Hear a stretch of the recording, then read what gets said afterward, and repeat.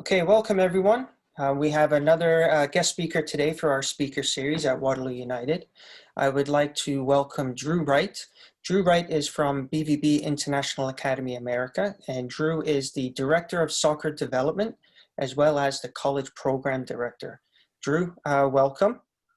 And before we get into our conversation today, maybe you could give us a background of your playing history, your coaching history, and something about you.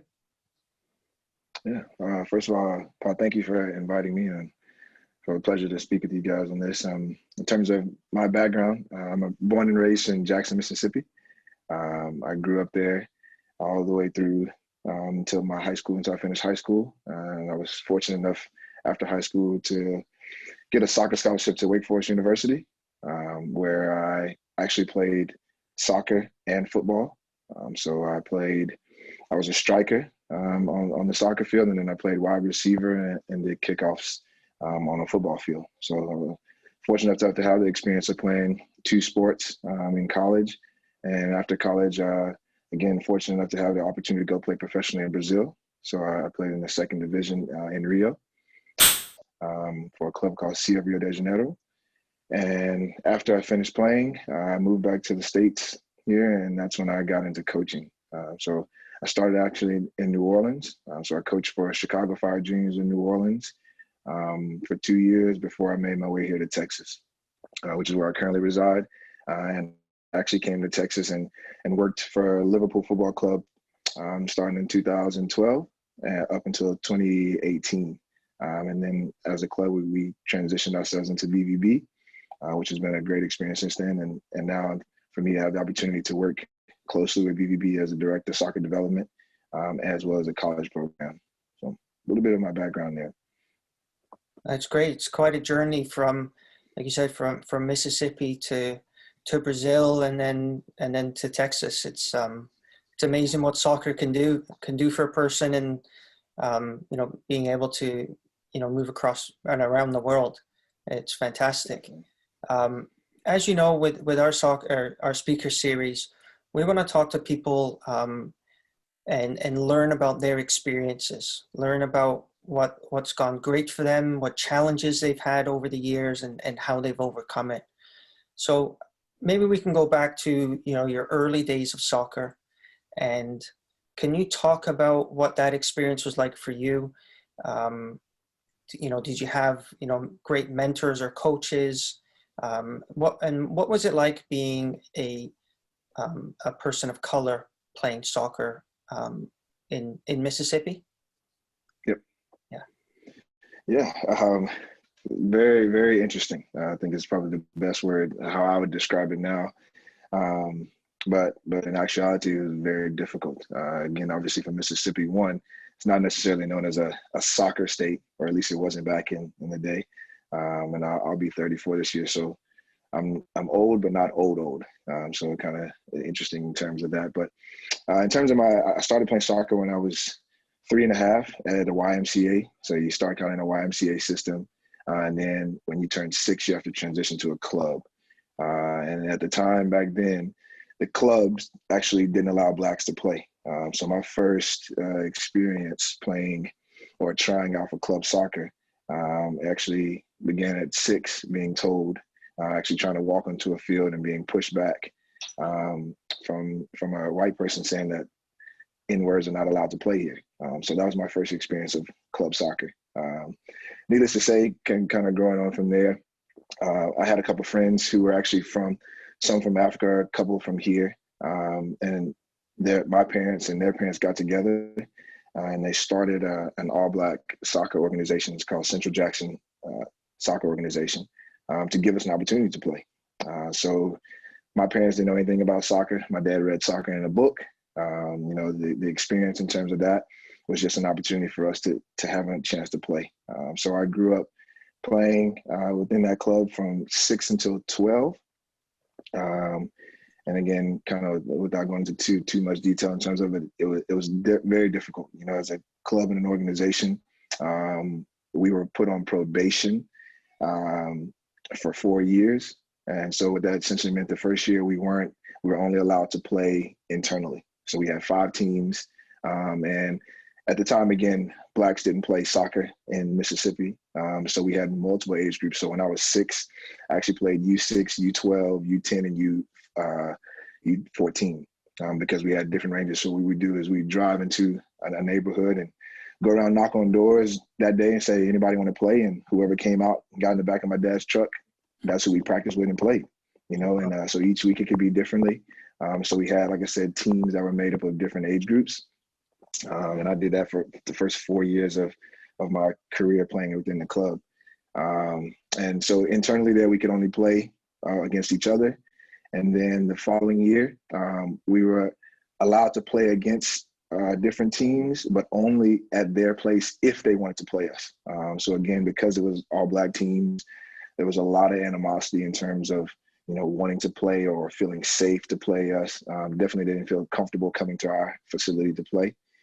So we had to go to, so it was only actually 3 clubs that would actually even invite us in to play. And that invite was an interesting experience to say in itself. We used to have police escorts. So we would show up at a complex. We'd have to park in the back. We'd have to get in a line. So the kid, and then if there were parents, again, as I said, we used to pick up players. So there weren't a lot of parents involved. We'd have to get in a single file line with whatever parents were there, caught on the outsides of us. We have a police person in the front and a policeman in the back. And we'd walk through lines of parents cussing, calling us all types of names, pouring stuff on us, whatever they felt the need to do at that time, you know, until we got across the field. And in probably within the first 2.5 years we played, I honestly can't tell you how many games we actually finished.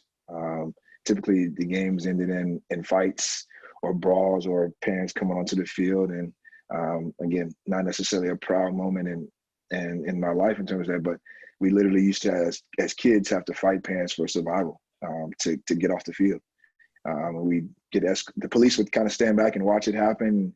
And then when it got too bad, or if we were, you know, dominating, so to speak, they'd come in and break it up, put us back in our lines and walk us to our cars. And that's how from 6 till 11-ish, that was kind of my soccer experience in terms of playing club soccer. And then the third year in our probation, we were allowed to play at other people's places. They could come to us if they wanted to. There was only one group that used to come in and like to play against us. So we kind of created a good little rivalry in terms of that. But we weren't allowed to play in any tournaments or anything. And then in the final year of probation, I think probably was, at that time, I was around 10. So kind of old enough to get a good understanding of kind of what's going on and things like that.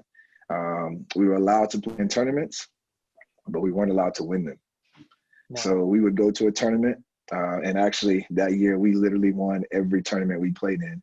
And I have a wall at home still to this day in my room of 12 silver medals, and they were all championships. So we would go in and we'd win the tournament, and they would send us off to the side and bring us the silver medals and award the gold medal to whoever we played against. And we weren't allowed to be a part of the ceremony or anything like that. So they just kind of handed it to us.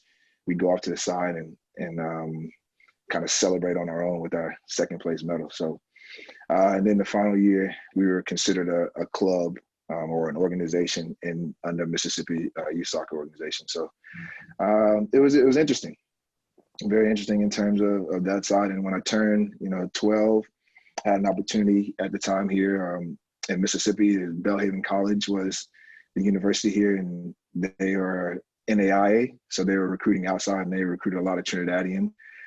So at the time, as we kind of got older and our parents obviously couldn't really coach us anymore, didn't know any more about the game, they reached out and brought these guys in. So I was very, very fortunate. Actually, to this day, and kind of my journey to end up in Texas all has to do with a Trinidadian coach or someone along that nature. That's how we continue to grow our game. So those guys came in and helped us. They coached for us. They were all in college, obviously, at the time. And one of them actually ended up at a different club, and he brought me in as a goalkeeper. So as a youth player, I played striker. I played in the back. I played in the midfield. I played wherever, wherever it was that we needed at the time. And then goalkeeping at that time was kind of became my specialty. Mm-hmm. So I was one of two Blacks in this team out in a place called Rankin County, Mississippi, which again, for us, we actually call it Racist County, not Rankin County. We weren't really liked in that area. But he was as a coach. And so he took a gamble on us, and successful time. It was really good. And I played there from U11 until U14. And then in U14 is actually when the club that I originally started or tried to go to when I was 6, that didn't allow us, they actually integrated finally. So we were the first integration class.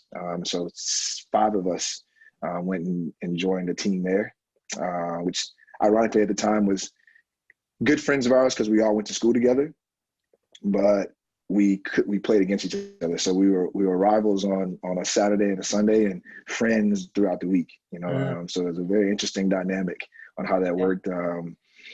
And particularly into that first year, like I said, my U11 year, going back a little bit, I had teammates, dads who were in the Klan, and so we, at the beginning of the month, was the Klan rallies in Mississippi. And we knew that, and so during that week, we couldn't be friends. Those parents didn't show up on a Saturday. And then after that, it was, so very, very kind of interesting dynamics on how it all came out. But to us, it was normal. It was a normal life. You learned how to deal with it. You knew what you could and could not do in those situations. And then more importantly, it was about playing, so finished there. Like I said, we integrated with that group in my U14 year. I went on to finish out with that group all the way through U19 and then to college. So that was kind of the start of my history of soccer.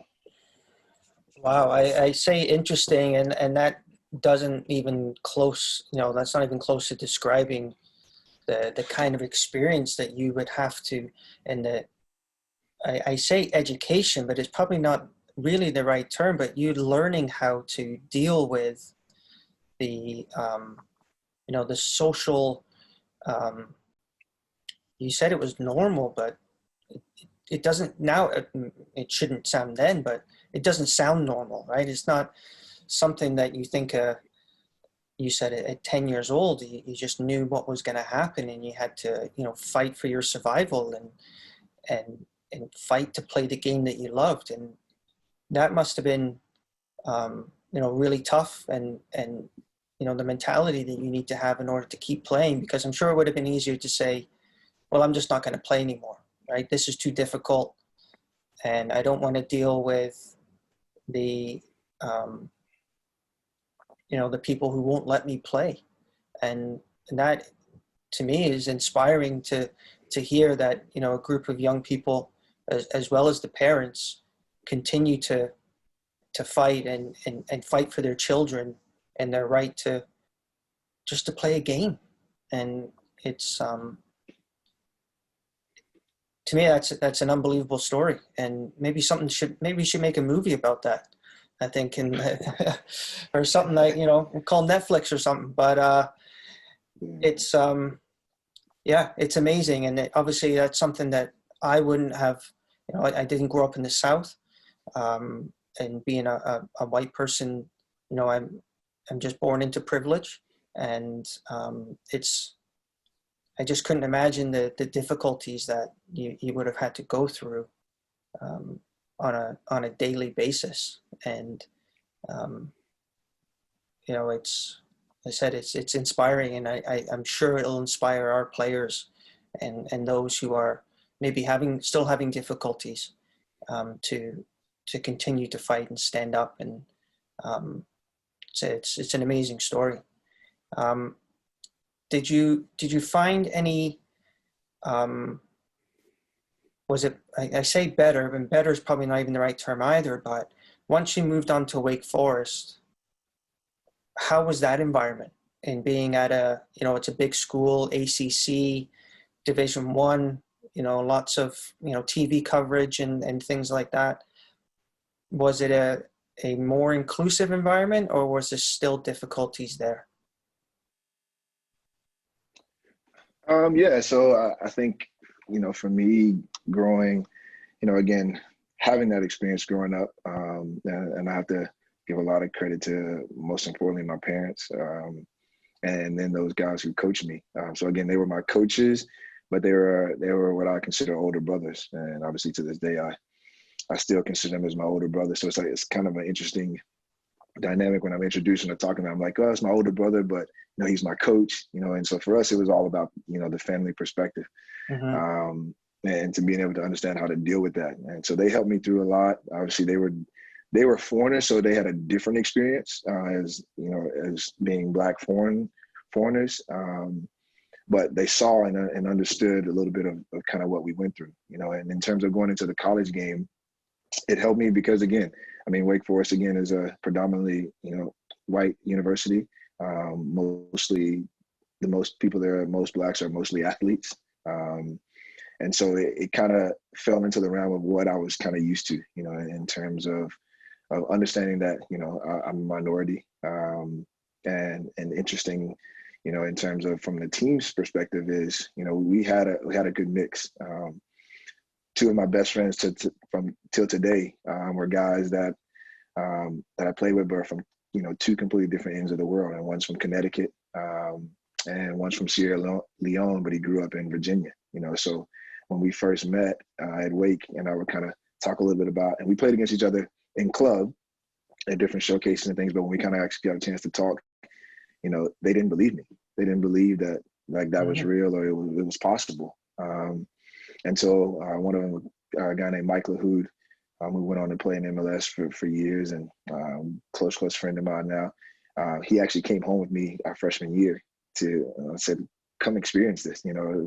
I'm not making this up. And he had a life-changing experience on our way back home at a gas station, actually.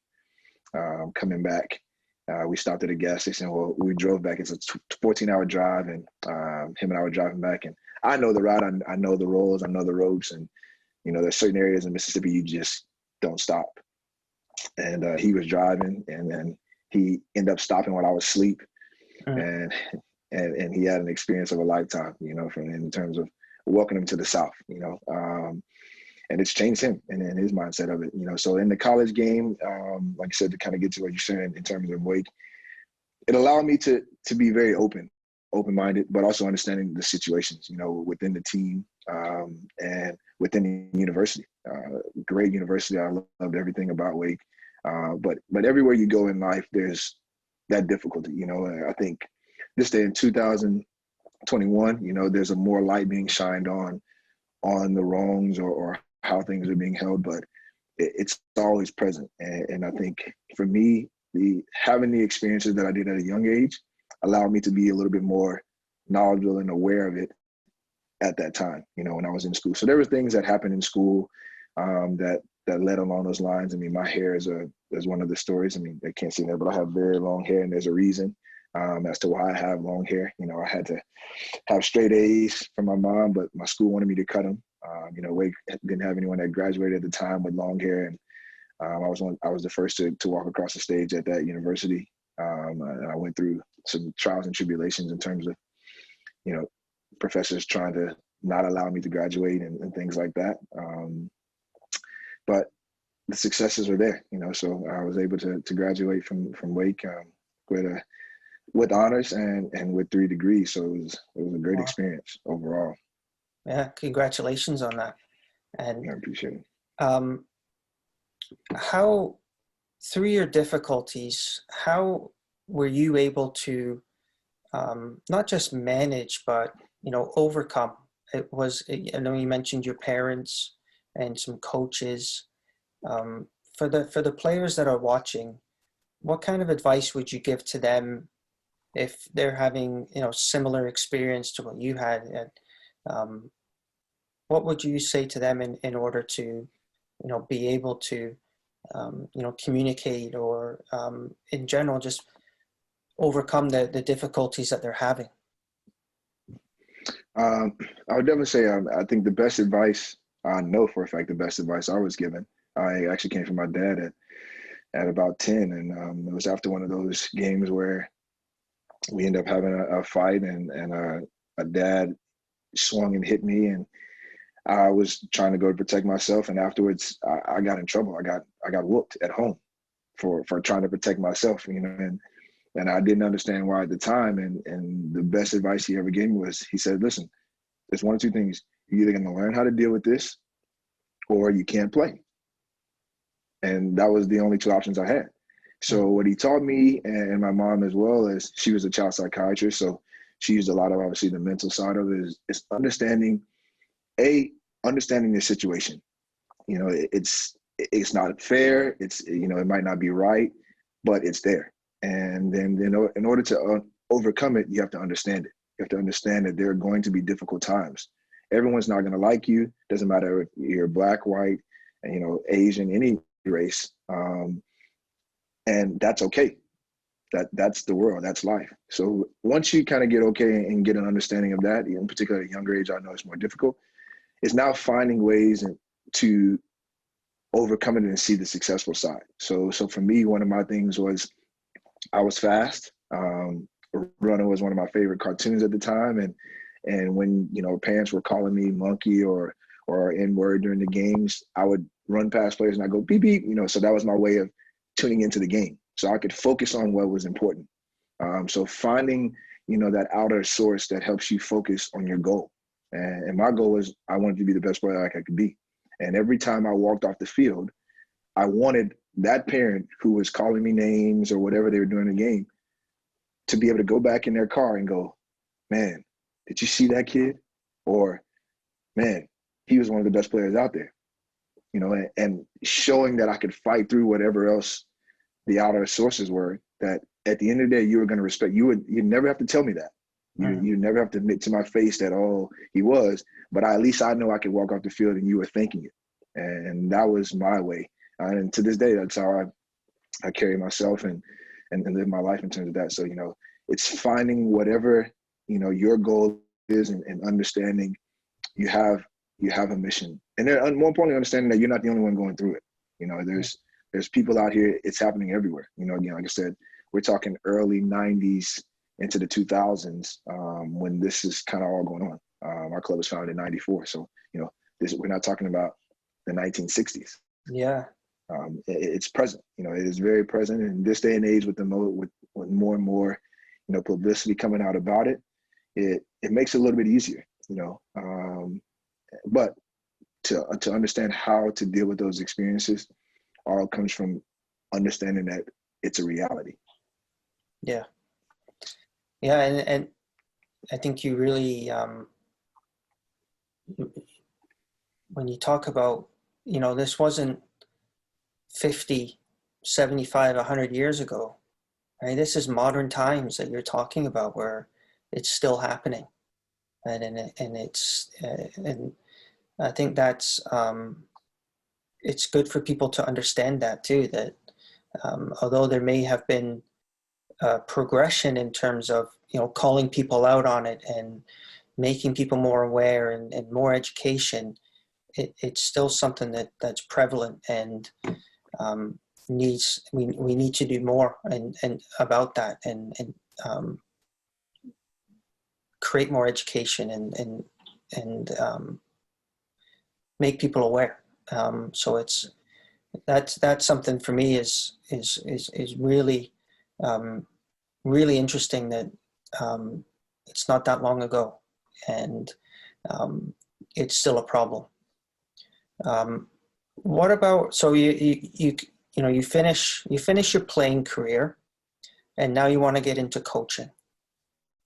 Is that again more difficulty, or maybe you can explain how that transition was for you, and maybe it's a transition on two sides. One being a player and going into coaching, but then also being a black man going into coaching, like you mentioned in New Orleans, and, you know, still in the South, right? So can you explain, or, you know, talk about that experience? Yeah, I think for me, you know, the player to coach, you know, transition was definitely one. Like I said, I was fortunate to play at a good level. And then based off my experiences and playing, the transition to coaching was much different because we grew up, again, like I said, I grew up in a different time in terms of not just the way kids were taught and pushed, but again, obviously I battled a different side as well in terms of I'm out here and I want to prove and show that I deserve to be out here. And when I transitioned to the coaching world, it was more of a, this is a privileged opportunity for kids to play. That, working hard is, if you don't want to work out, that's okay. You can quit. And I don't have a quitting mentality, so I think that transition for me for sure was very difficult. And when I actually started my coaching a little bit in college, when I come home during Christmas break, I'd coach at one of the JPS schools back home, which Jackson Public Schools are 98% Black. So I'd go in and help there. And then when I moved into New Orleans, I went into an actual club system, which we had, I think we had, there was three of us, three Black coaches, and that was more than we had actually Black kids in the whole club. Wow. So it was an interesting kind of dynamic there, so going from coaching one side to another was different, like you said, and being in the South still a little bit. Louisiana is the South, but I don't consider it. So we call Mississippi, Alabama, parts of Louisiana, parts of Tennessee, and parts of Georgia, we call it the dirty South. We don't consider, in Mississippi, we don't consider Florida or Texas, for instance, the South, the dirty South. It's more of a melting pot because there's different races and things there, So when I was in New Orleans, that piece was interesting in terms of coaching. I coached for a club and I also coached at a high school. And I actually coached at a high school called Riverside, which is on the outskirts of New Orleans. Again, a predominantly white area. Katrina hit it pretty bad. And in terms of that, so I went into the schools as a coach. And one of my coaches within our club was the head coach there. He brought me in with him.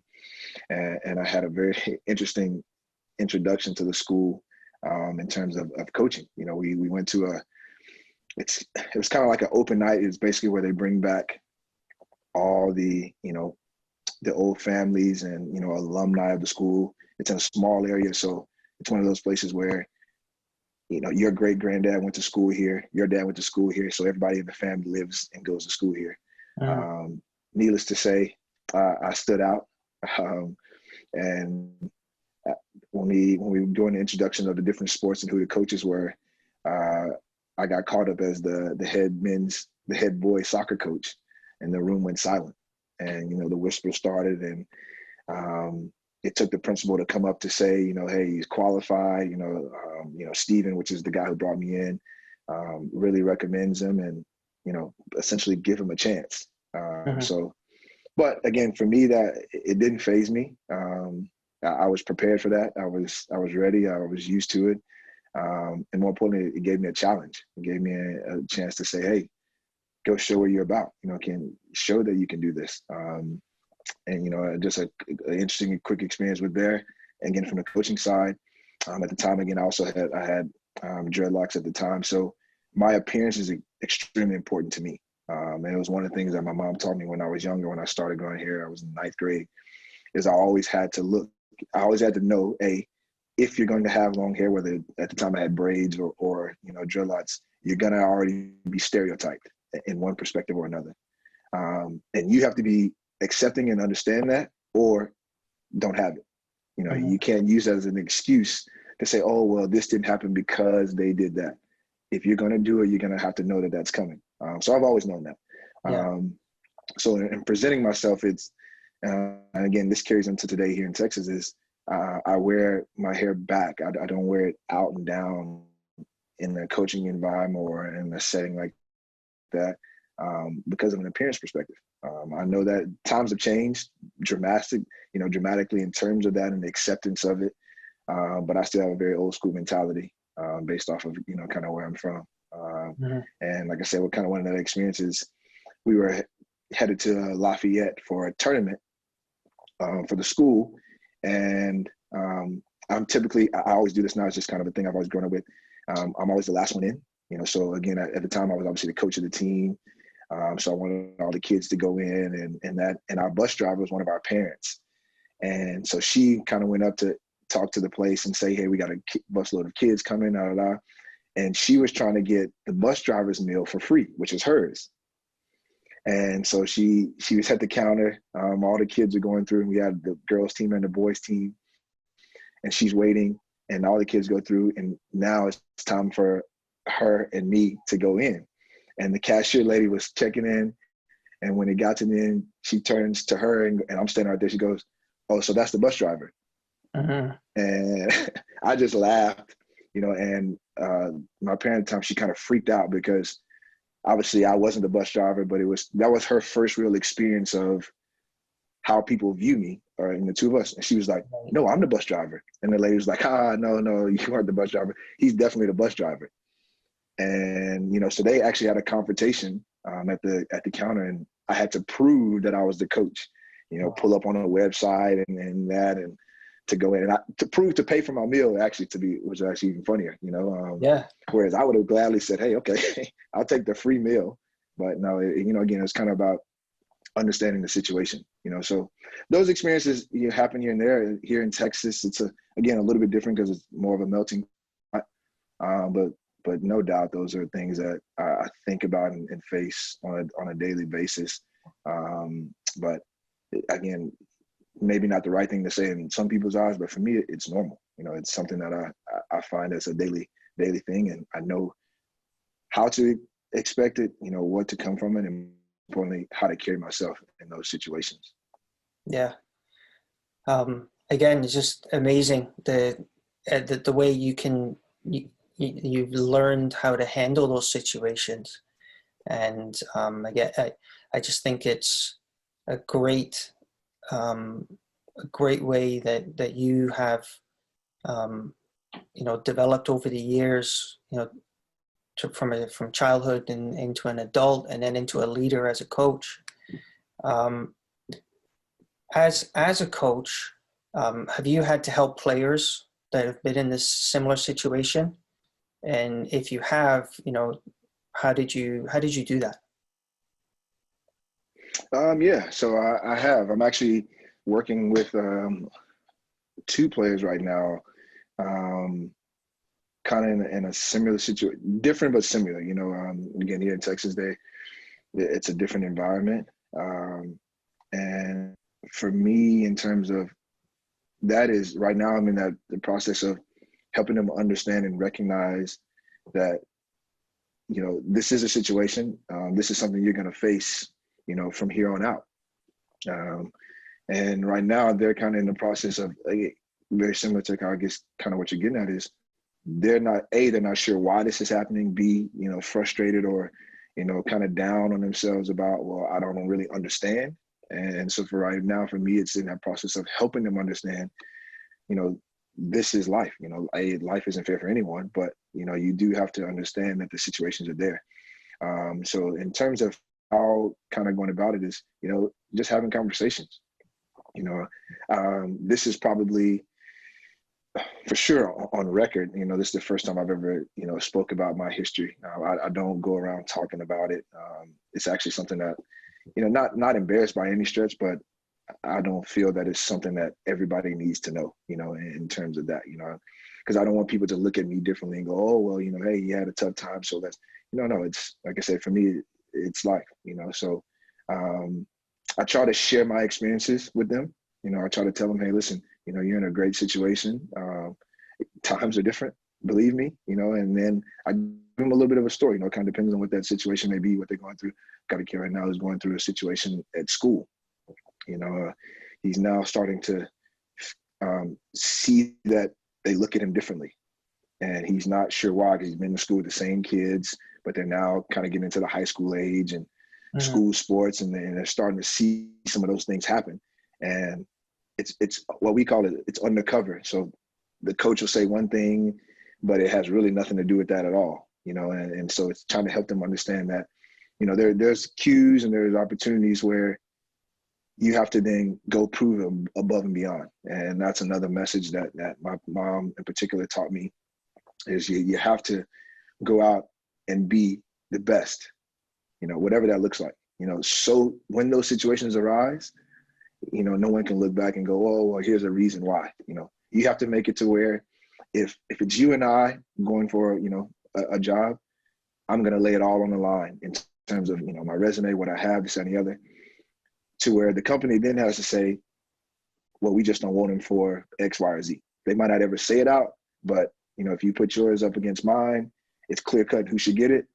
That's all I can do, and from that place, I felt like I've done everything I can. And so the message to the kids is that's the way you have to start to build. You have to build your foundation.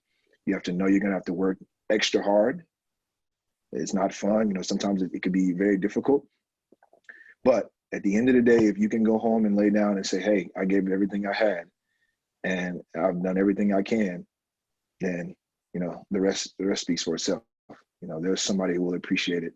And in this day and age for kids, it's very difficult because of the social media perspective. It's right.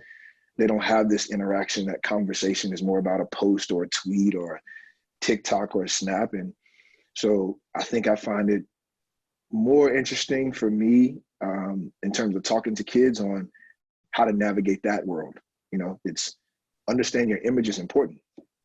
How you portray yourself is extremely important, and some kids can do things that you can't do, and you have to understand that, you can't put out everything that everyone else puts out. You have to know that, hey, some things I just can't do, and shape yourself to, again, your image and is very, very important. It's going to help you down the road in terms of being able to overcome those things.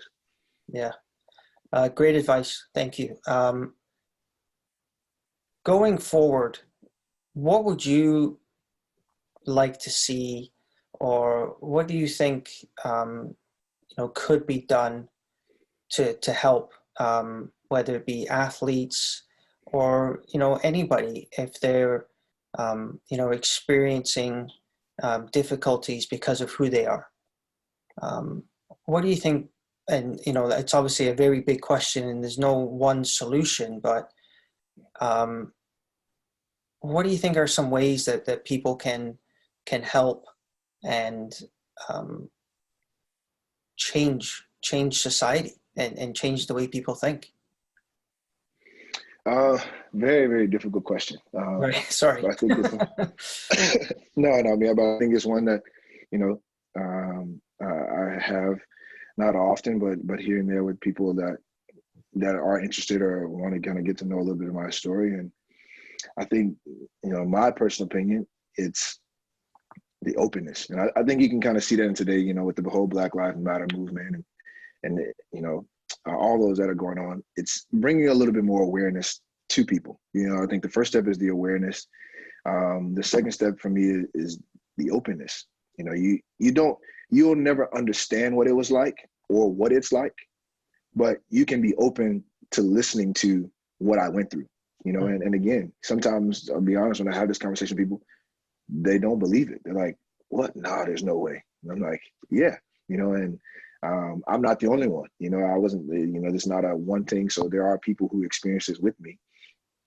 So that openness is huge. I think, for someone of a different race to be open-minded, to listen to what the scenario is, because what typically happens is, again, from a privileged perspective, is if you've never experienced it or never been in that environment, it won't make any sense. So when it happens, you're completely blinded to it. You're like, what? No, that's not the case. Well, yes, it is, but you got to look at it from a different lens. You got to be able to put yourself in my shoes and go, oh, well, that is a little different. That would have never happened to me, or I've never experienced, if I walk into the store and they ask me 12 times, can I help you? Can I help you? Can I help you? You think, oh, well, they just want you to see if you're going to buy something. Well, no, it has nothing to do with, do I want to buy something? They're following me, around the store asking me. They're trying to see what I'm doing. Whereas you can walk in and they might ask you, how can I help you? And then they'll ask you again later down if you're really looking into something. So that's same scenario, but two different instances where if you're not open-minded to see that, you wouldn't see it as that. So I think those two right off the bat are two big things in areas that people can help each other. And another one is talking about it, is having the conversation. It's another thing is it's a very uncomfortable conversation to have. I think we've seen that over the last year. Some people don't want to have anything to do with that conversation. And at that immediate moment, then you're closed-minded. You don't want to know or accept that things are different for others. You know, having that conversation, you know, for coaches, even of a different race, you know, even if you have, you know, kids of color in your organization, is have the conversation. You know, hey, is there anything going on at school? You know, do you feel like that? Do you feel like that in my environment? Because sometimes it could be in your environment, you don't necessarily know it. You never really looked at it or thought about it like that. And being able to help them feel comfortable that you are willing to listen goes a long, long way. And that's kind of helped me, you know, throughout my years, and people that I've run into or I've met and who've been interested, you know, just in who I am or how I got here. That's been very, very helpful. Well, that is very helpful to our players and anyone else that's watching this. And I do want to, you know, thank you for sharing your story. Like you mentioned, it's not something you necessarily put out there. So we appreciate your openness and your you know, being able to share with us, and you know, we thank you for that. And I'm sure our players will definitely take your advice on board. And yeah, we appreciate your time today, and we'll make sure to put your social on the video as well, so you know, people may be able to reach out to you and follow you and follow your journey as a coach and with BVB. So again, just want to thank you. Any last words or anything, Drew? No, listen, Paul, I really appreciate the opportunity to speak with you. You know, again, like I said, it is a little different for me to talk about it, you know, in that manner. But I'm definitely here as a resource for, you know, for any of your players that kind of want to talk about it or are interested about it as well. And I think, like you said, it's important to know that there are people out there who are going through things, you know, and I didn't have it the worst, you know. So for me, my story is just okay, you know, and I take it that way every day. And I'm blessed and happy to be here and have the opportunity to do what I do. And most importantly, want to continue to be the best I can for, most importantly, my players. You know, not necessarily myself, but for the kids that I coach every day. And that's my key. Perfect. Well, thanks again, Drew. Thank you.